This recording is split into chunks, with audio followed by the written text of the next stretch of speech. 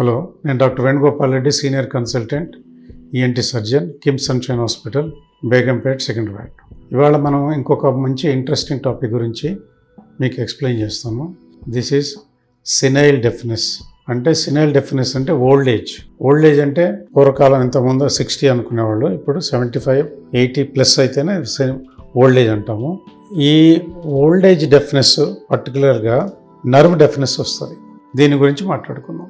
ఏమవుతుందంటే మనకి ఇది డెఫ్నెస్ ఒక 30-40% వచ్చేదాకా రికగ్నైజ్ చేయరు. పర్టికులర్గా ఏజ్ ఓల్డ్ పేషెంట్స్లో వాళ్ళ సొంత నెగ్లిజెన్స్ వల్ల కానీ, ఫ్యామిలీ మెంబర్స్ పట్టించుకోవటం వల్ల కానీ ఫస్ట్ టైం ఎలా గుర్తిస్తారంటే టీవీ వాల్యూమ్ ఎక్కువ చేసుకుంటారు. ఫోన్లో మాట్లాడితే కొన్ని మాటలు అర్థం కావు, ఒక్కోసారి మిస్అండర్స్టాండింగ్స్ వస్తాయి. వాళ్ళు మాట్లాడింది వాళ్ళు అర్థం కాక వాళ్ళు ఇంకేదో మాట్లాడతారు. ఈ ఏజ్ వాళ్ళు ముసలోళ్ళు చాలా చాదస్తంగా మాట్లాడుతుందని తేలిగ్గా వీళ్ళు తీసుకుంటారు ఫ్యామిలీ మెంబర్స్. ఇవన్నీ ఎందుకంటే దీని గురించి అవేర్నెస్ లేకపోవటము. అదే మన కంటికి వస్తే ఏమవుతుందంటే క్యాటరాక్ట్, చూపు మందగిస్తుంది కాబట్టి ఇమ్మీడియట్గా వెళ్ళి ఆఫ్థల్మాలజీ డాక్టర్ గారికి వెళ్ళి చూపిస్తారు. క్యాటరాక్ట్ అనగానే సర్జరీ చేయించుకుంటారు, అది అయిపోతుంది, నార్మల్గా అవుతారు. ఈ డెఫినెస్ ఏమవుతుందంటే గ్రాడ్యువల్గా వస్తుంది. 20%, 30%, 40%. ఇది రావటానికి 70-80% రావటానికి కనీసం 7 to 8 years టైం పడుతుంది. అందువల్ల ఏమవుతుందంటే నెగ్లిజెన్స్ జరుగుతుంది. ఈ డెఫినెస్ 30% వచ్చేదాకా వీళ్ళ రియలైజేషన్ ఉండదు, 50% దాకా ఫ్యామిలీ మెంబర్స్ రియలైజేషన్ ఉండదు. దానివల్ల నెగ్లిజెన్స్. ఇంకొక నెగ్లిజెన్స్ ఏంటంటే డెఫినెస్ అని చెప్పుకోవడానికి సిగ్గుపడతారు, హీరింగ్ ఎయిడ్ వాడుకోవాలంటే ఇంకా సిగ్గుపడతారు. విచ్ ఈజ్ అన్నెసరీ, కంప్లీట్గా ఫాల్స్ ప్రెస్టేజ్ లాగా. మనం ఎప్పుడైతే క్యాటరాక్ట్ ఆపరేషన్ చేయించుకుంటామో లేదా స్పెట్స్ పెట్టుకుంటాం, చిన్నపిల్లల నుంచి ఎంతోమందికి సైట్ విజన్ బాగలేకపోతే స్పెట్స్ పెట్టుకుంటున్నాం. సేమ్ థింగ్ డెఫినెస్ ఉన్నప్పుడు మనం హీరింగ్ ఎయిడ్ యూజ్ చేయొచ్చు. అంతేగాని దాని గురించి షేమ్గా ఫీల్ అవటానికి కానీ, ఇదేదో మనకి ఎవరికి రాని జబ్బు మనకు వచ్చిందని కానీ ఫీల్ అవ్వద్దు. ఈ సెనైల్ డెఫినెస్ ఎందుకు వస్తుందంటే ఏజ్ వల్ల నర్వ్స్ కొన్ని డీజనరేట్ అవుతాయి నార్మల్గా. అది అబౌవ్ 70 కావచ్చు, 60+ అవ్వచ్చు. మనం బ్రెయిన్ స్కాన్ చేసినా అబౌవ్ 60-65 కొంత బ్రెయిన్ డీజనరేషన్ ఉంటుంది. That is completely normal. అట్లనే మనకి ఈ నర్వ్ ఎఫెక్ట్ అయితే, వినికిడికి సంబంధించిన నర్వ్, కాక్లియర్ నర్వ్ ఎఫెక్ట్ అయితే, కాక్లియా ఎఫెక్ట్ అయితే ఆ డెఫినెస్ వచ్చే ఛాన్స్ ఉంది. ఇది కామన్ సెనైల్ డెఫినెస్. అయితే ఒక్కొక్క ఏజ్లో, ఎర్లీ ఏజ్ కూడా ఒక్కసారి వస్తాయి డెఫినెస్, నర్వ్ డెఫినెస్లు. ఎందుకు వస్తాయంటే ఆటోటాక్సిక్ డ్రగ్స్. ఈ ఆటోటాక్సిక్ డ్రగ్స్ ఏంటంటే స్ట్రెప్టోమైసిన్, రిఫాంపిసిన్, జెంటామైసిన్ ఇలాంటి డ్రగ్స్, పర్టికులర్గా tubercular drugs, anti tuberculosis drugs, కొన్ని లెప్రసీ మెడిసిన్స్, ఇవి వాడటం వల్ల ఏమవుతాయంటే కాక్లియర్ నర్వ్ డీజనరేట్ అయ్యే ఛాన్స్ ఉంది. అలాంటి వాళ్ళకి ఈ డెఫినెస్ వచ్చే ఛాన్స్ ఉంది. తర్వాత కొన్ని వైరల్ ఫీవర్స్ వల్ల ఏ ఏజ్లోనే రావచ్చు, మిడిల్ ఏజ్లో కూడా రావచ్చు. మీజిల్స్, మమ్స్ అలాంటి. తర్వాత కొన్ని వైరల్ ఫీవర్స్ వెస్టిబులర్ న్యూరోనైటిస్ అని వస్తాయి. ఒక్కోసారి అది కాక్లియా కూడా ఎఫెక్ట్ అవుతుంది. ఇలాంటి వాటి వల్ల కూడా జరగవచ్చు. ఎనీథింగ్ ఈ డెఫినెస్ రావటం వల్ల అదేమి సీరియస్ ఇల్నెస్ కాదు.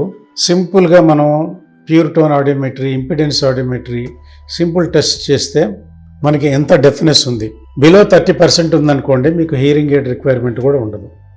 అదే అబోవ్ 30%, 40% వస్తే ఏమవుతుందంటే మనకి యాంప్లిఫికేషన్ అవసరం అవుతుంది. చాలామంది ఏమవుతారు, మాకు వినిపిస్తుంది అని చెప్తారు. కానీ ఏమవుతుందంటే ఇది మన ఇంట్లో ఉన్న ఫ్యామిలీ మెంబర్స్కి ఇన్కన్వీనియన్స్ అనుకోరు. ఇప్పుడు మీరు ఏమవుతుంది, టీవీ పెట్టుకున్నారు, మీకు వినిపించలేదు, వాల్యూమ్ పెంచుతారు. అది మిగతా వాళ్ళందరూ కూడా ఎఫెక్ట్ అవుతుంది కదా, హై వాల్యూమ్లో వినటం వల్ల. అంతేకాదు వాళ్ళు మాట్లాడుతుంది మీకు అర్థం కాదు. ఈ అర్థం కాకపోవటం వల్ల మిస్అండర్స్టాండింగ్ జరుగుతాయి. అదే మీరు యాక్సెప్ట్ చేసి కొంచెం నాకు 40% డెఫినెస్ ఉంది అని ఒక మిషన్ వాడుకున్నారనుకోండి, మనకి ఈ చిన్న ప్రాబ్లమ్స్ రావు. సో 2 things, ఎప్పుడైతే డెఫినెస్ అని గుర్తించామో, ఒకటి హీరింగ్ ఎయిడ్ వాడాలా. హీరింగ్ ఎయిడ్ ఏంటంటే దట్ ఈజ్ నాట్ ట్రీట్మెంట్. మనం ఎట్లయితే స్పెట్స్ పెట్టుకుంటామో, స్పెట్స్ ట్రీట్మెంట్ కాదు కదా. ఇదేంటంటే యాంప్లిఫికేషన్ చేస్తుంది సౌండ్, అంటే మీరు వినికిడి ఇంప్రూవ్ అవుతుంది. కానీ డెఫినెస్ ఫర్దర్గా పెరగకుండా, ఎందుకంటే ఇది ఒక 5 to 10 yearsలో ఇంకా డెఫినెస్ పెరిగే ఛాన్స్ ఉంది.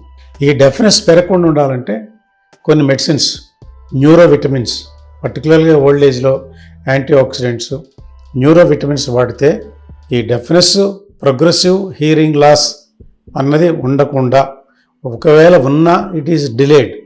అంటే సపోజ్ మీకు ఒక 3 yearsలో 30-40% డెఫ్నెస్ పెరుగుతుంది అనుకోండి, దాన్ని 5 to 10% చేయొచ్చు ఈ మెడిసిన్స్ వాడటం వల్ల. లైక్ ఏజ్ ఎలా మనము కంట్రోల్ చేసుకోవటానికి, అంటే ఓల్డ్ ఏజ్లో కూడా ఇప్పుడు మనం కొంచెం యాంటీ ఏజింగ్ డ్రగ్స్ వస్తున్నాయి, యాంటీ ఆక్సిడెంట్స్. సింపుల్. ఈ యాంటీ ఆక్సిడెంట్స్ వాడితే ఏమవుతుందంటే మనము పూర్వకాలంలో 60 yearsకే 80 years లాగా అపీరెన్స్ ఉండేది. ఇప్పుడు అందరూ చూస్తున్నాం మూవీస్లో కూడా 60-70 years వాళ్ళని యంగ్గా చూపిస్తున్నారు. ఎట్లా? It is happening. ఈ కొన్ని మెడిసిన్స్ వాడటం వల్ల కానీ, మన డైటరీ హ్యాబిట్స్ వల్ల కానీ, న్యూట్రిషన్ ఇంప్రూవ్ అవటం వల్ల కానీ, అవేర్నెస్ పెరగటం వల్ల కానీ యాంటీ ఏజింగ్ మనకి డ్రగ్స్ వచ్చాయి. వీటి వల్ల ఏమవుతుందంటే న్యూరో విటమిన్స్, యాంటీ ఆక్సిడెంట్స్ వాడితే దిస్ ఈజ్ ఓన్లీ డెఫినెస్కే కాదు, మన బ్రెయిన్కి మంచిది, మన స్కిన్కి మంచిది. యాంటీ ఏజింగ్ వల్ల ఏమవుతుందంటే మన ఇంటర్నల్ ఆర్గన్స్లో కూడా ఆ జిరియాట్రిక్ ప్రాసెస్ ఈస్ డిలేడ్. అంటే మనకి external appearance, not only internal appearance, వీటన్నిటి కూడా ఈ మెడిసిన్స్ వాడటం వల్ల, బట్ లాంగ్ టర్మ్ యూజ్ వల్ల ఇది చాలా బెనిఫిట్. సో చాలామందిలో అవేర్నెస్ ఏం లేదంటే, మాకు వినికిడి వచ్చింది, మిషన్ పెట్టుకున్నాం, ఆగిపోయాం. ఒక 2 years తర్వాత మళ్ళీ సేమ్ కంప్లైంట్, ఈ మిషన్ పనిచేయటం లేదండి. యాక్చువల్గా హియరింగ్ ఎయిడ్ మిషన్స్ మీకు 5 to 8 years పనిచేస్తాయి మంచిగానే. బట్ మీ డెఫినెస్ ఇంక్రీజ్ అయింది అనుకోండి, మన స్పెట్స్ అయితే మార్చుకోవాలి కదా. ఎప్పుడైతే సైట్ మారిందంటే సేమ్ థింగ్. అందువల్ల మిషన్ వాడుకోవటం ఎంత ఇంపార్టెంటో, డ్రగ్స్ యూసేజ్ కూడా అంత ఇంపార్టెంటు. సినైల్ డెఫినెస్ వచ్చిన వాళ్ళు షేమ్ఫుల్ ఫీల్ అవ్వకుండా దగ్గరలో ఉన్న డాక్టర్ గారి దగ్గరికి వెళ్ళండి, ఈఎన్టీ డాక్టర్ గారికి. అంతేగాని డైరెక్ట్గా ఇంకొక ప్రాబ్లం ఏంటంటే, చాలామంది చేసే తప్పిదం ఏంటంటే టెస్ట్ చేయించుకుంటారు, ఆన్లైన్లో మెడిసిన్ హియరింగ్ ఎయిడ్ వాడతారు. దీనివల్ల ఏమవుతుందంటే మీకు సర్వీస్ ఉండదు. అంతేకాదు, మన ఇయర్ కెనాల్ షేప్ పట్టి దాన్ని మాడ్యూల్ తీస్తారు, దాన్ని మోడలింగ్ చేసి దానికి ఫిట్టింగ్ హియరింగ్ ఎయిడ్ ఉండాలి. అంతేకాదు ఆన్లైన్లో కొనుక్కునే టీవీ లాంటిది ఇలాంటివి కాదు. ఇయర్ కెనాల్ షేప్ పట్టి దాన్ని తయారు చేస్తారు హియరింగ్ ఎయిడ్స్. అవి మీకు కరెక్ట్గా పనిచేస్తాయి. చాలామంది ఇచ్చిన కంప్లైంట్ ఏంటంటే, హియరింగ్ ఎయిడ్ వాడుతున్నాం కానీ అది మెషిన్ సరిగ్గా పనిచేయట్లేదు, సౌండ్స్ వస్తున్నాయి అని. ఇది హియరింగ్ ఎయిడ్ టెక్నాలజీ చాలా అడ్వాన్స్డ్ టెక్నాలజీ. అందువల్ల దాన్ని మోడల్ తయారు చేసి దాని హియరింగ్ ఎయిడ్ తయారు చేస్తారు హియరింగ్ ఎయిడ్ సెంటర్స్ వాళ్ళు. బట్ ఫస్ట్ ఏంటంటే డాక్టర్ దగ్గరికి వెళ్ళండి. డాక్టర్ దగ్గరికి వెళ్తే మీలో ఇయర్లో వ్యాక్స్ ఉంది, రాంగ్ డయాగ్నోస్ అవుతుంది, రాంగ్ ల్యాబ్ రిపోర్ట్ వస్తుంది.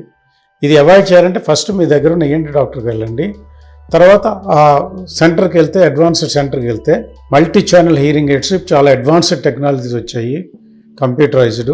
కాస్ట్ కొంచెం ఎఫెక్టివ్ ఎక్కువ ఉన్నా కూడా ఈ అడ్వాన్స్డ్ టెక్నాలజీ వల్ల ఏమవుతుందంటే అన్నెసరీ వాయిస్ ఫిల్టర్ చేసి మనకి స్పీచ్ ఫ్రీక్వెన్సీలో ఉన్న ఆ సంభాషణ దాన్నే ఎన్హాన్స్ చేస్తాయి. దానివల్ల ఏమవుతుందంటే మనకి hearing aid correct fitting, correct aid పనిచేస్తుంది.